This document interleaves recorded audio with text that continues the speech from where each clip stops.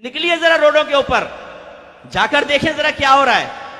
میلے ٹھیلے لگ گئے ہیں, ڈھول ڈھمکے پہ لڑکے ڈانس کر رہے ہیں, مسجدوں کے چھجوں پہ ڈانس ہو رہا ہے, لڑکیوں کو حور بنا کے بٹھایا ہوا ہے, چپس تقسیم ہو رہے ہیں, ہزاروں کی تعداد میں لوگ جھپٹ رہے ہیں, جمعہ قضا ہو رہا ہے, نمازیں قضا ہو رہی ہیں, کوئی پرواہ نہیں ہے. اور جی کیوں آئے؟ 12ویں منانے کے لیے آئے. لائٹنگ کر کے, تغرے بنا کر, نقوش بنا کر, اونٹ کھڑے کر کے, پہاڑ بنا کر میلہ بنا دیا ہے. عورتیں مرد نکل کر تفریح کے لیے باہر نکل رہے ہیں, جسم سے جسم مس ہو رہا ہے مرد عورت کا, لیکن ثواب کی نیت سے نکلے ہوئے ہیں. صاحب بھئی ہم تو دیکھنے جا رہے ہیں کہ 12ویں کی لائٹنگ کیسے. اس قسم کے لیڈروں کی حماقت کہوں یا اس کو حکمت کہوں؟ ان کے نزدیک حکمت ہی ہوگا, میں تو حماقت کہوں گا. فلاں مزار پہ چلے جاؤ, چادر چڑھا دو, تمہارا کام ہو جائے گا. ایک گھر میں نماز نہیں پڑھی جا رہی, قرآن پاک ترجمہ تفسیر سے نہیں ہو رہا, اس کتاب میں اس گھر میں حدیث کی کوئی کتاب نہیں ہے, سیرت کی کوئی کتاب نہیں پڑھی جاتی, لیکن 11ویں ہو رہی ہے, 12ویں اہتمام سے ہو رہی ہے.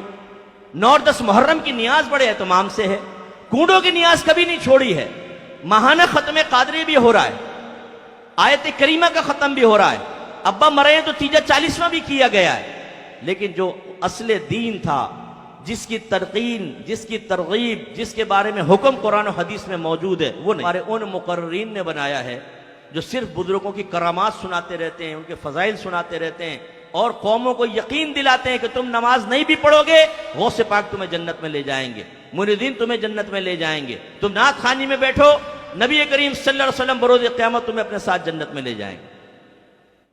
لیکن ہمارے علماء بعض اوقات اور ہمارے پیر عظام, اللہ تعالیٰ رحمت نازل فرمائے ان پیروں کے اوپر, انہوں نے بھی بڑا بیڑا غرق کیا. اپنے آستانے کی تعداد بڑھانے کے لیے صحیح جو اصلاح کرنی چاہیے وہ چھوڑ دیں کہ لوگ بدزنوں کے نہ بھاگ جائیں. فضائل, کرامات ذکر کرو, اللہ اللہ. ارے پہلے بھائی مرید کو حرام تو چھڑوا دو, ٹھوس ٹھوس کے حرام کھا رہا ہے, یہاں پر آگے دل پہ ضربے لگا رہا ہے, کچھ بھی نہیں ہوگا. 100 سال ضربے لگاتا رہے, اس سے کہاں دل صاف ہوتا؟ موت کو وہ یاد نہیں کر رہا, استغفار وہ نہیں کرتا, قرآن پاک کی تلاوت وہ نہیں کرتا, اچھوں کی صحبت میں وہ نہیں بیٹھتا, ہر قسم کے گناہ وہ کر رہا ہے. آپ دل پہ ضربے لگا رہے ہیں اور کہہ رہے ہیں پاک ہو جائے گا دل, اور پھر یہ مثل آئینہ ہو جائے گا, تمہیں عرش نظر آئے گا اس میں. اب وہ کان میں پوچھے, حضور آپ کو کتنی مرتبہ نظر آیا, کیسا تھا عرش؟